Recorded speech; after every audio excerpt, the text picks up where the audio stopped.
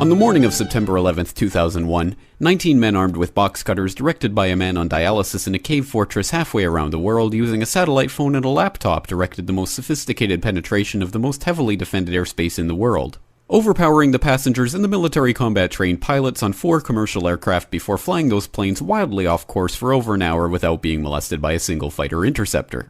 These 19 hijackers, devout religious fundamentalists who like to drink alcohol, snort cocaine, and live with pink-haired strippers, managed to knock down 3 buildings with 2 planes in New York, while in Washington a pilot who couldn't handle a single-engine Cessna was able to fly a 757 in an 8,000-foot descending 270-degree corkscrew turn to come exactly level with the ground, hitting the Pentagon in the Budget Analyst Office where DoD staffers were working on the mystery of the $2.3 trillion that Defense Secretary Donald Rumsfeld had announced missing from the Pentagon's coffers in a press conference the day before, on September 10th, 2001.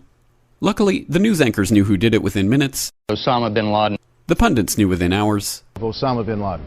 The administration knew within the day. Terrorists who committed these acts and those who harbor them. And the evidence literally fell into the FBI's lap. That a hijacker's passport was found blocks from the World Trade Center crash site, if you can believe that. But for some reason, a bunch of crazy conspiracy theorists demanded an investigation into the greatest attack on American soil in history.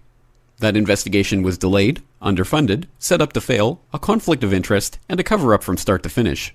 It was based on testimony extracted through torture, the records of which were destroyed. It failed to mention the existence of WTC-7, Able Danger, P-TECH, Sibel Edmonds, OBL and the CIA, and the drills of hijacked aircraft being flown into buildings that were being simulated at the precise same time that those events were actually happening. It was lied to by the Pentagon, the CIA, the Bush administration, and as for Bush and Cheney, well, no one knows what they told it because they testified in secret, off the record, not under oath, and behind closed doors. It didn't bother to look at who funded the attacks because that question is ultimately of little practical significance. Still, the 9/11 Commission did brilliantly answering all of the questions the public had, except most of the victims' family members' questions, and pinned blame on all the people responsible, although no one so much as lost their job, determining the attacks were failure of imagination. Because Nobody in our government, at least, and I don't think the prior government that could envision flying airplanes into buildings. Except the Pentagon, FEMA, NORAD, and the NRO. The DIA destroyed 2.5 terabytes of data on Able Danger, but that's okay because it probably wasn't important. The SEC destroyed their records on the investigation into the insider trading before the attacks, but that's okay because destroying the records of the largest investigation in SEC history is just part of routine record keeping. NIST has classified the data that they used for their model of WTC-7's collapse, but that's okay because knowing how they made their model of the collapse would jeopardize public safety. The FBI has argued that all material related to their investigation of 9/11 should be kept secret from the public, but that's okay because the FBI probably has nothing to hide. This man never existed, nor is anything he had to say worthy of your attention, and if you say otherwise, you are a paranoid conspiracy theorist and deserve to be shunned by all of humanity.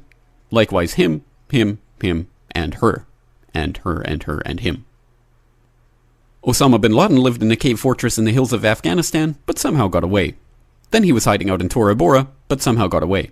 Then he lived in Abbottabad for years, taunting the most comprehensive intelligence dragnet employing the most sophisticated technology in the history of the world for a decade, releasing video after video with complete impunity and getting younger and younger as he did so, before finally being found in a daring SEAL team raid which wasn't recorded on video, in which he didn't resist or use his wife as a human shield, and in which these crack special forces operatives panicked and killed this unarmed man, supposedly the best source of intelligence about those dastardly terrorists on the entire planet. Then they dumped his body in the ocean before telling anyone about it. Then a couple dozen of that team's members died in a helicopter crash in Afghanistan. This is the story of 9/11, brought to you by the media which told you the hard truths about his head could be seen to move violently forward. And they took the babies out of the incubators. And mobile production facilities. And the rescue of Jessica Lynch. If you have any questions about this story, you are a batshit paranoid tinfoil dog-abusing baby hater and will be reviled by everyone. If you love your country and or freedom, happiness, rainbows, rock and roll, puppy dogs, apple pie, and your grandma, you will never ever express doubts about any part of this story to anyone. Ever. This has been a public service announcement by the Friends of the FBI, CIA, NSA, DIA, SEC, MSM, White House, NIST, and the 9/11 Commission.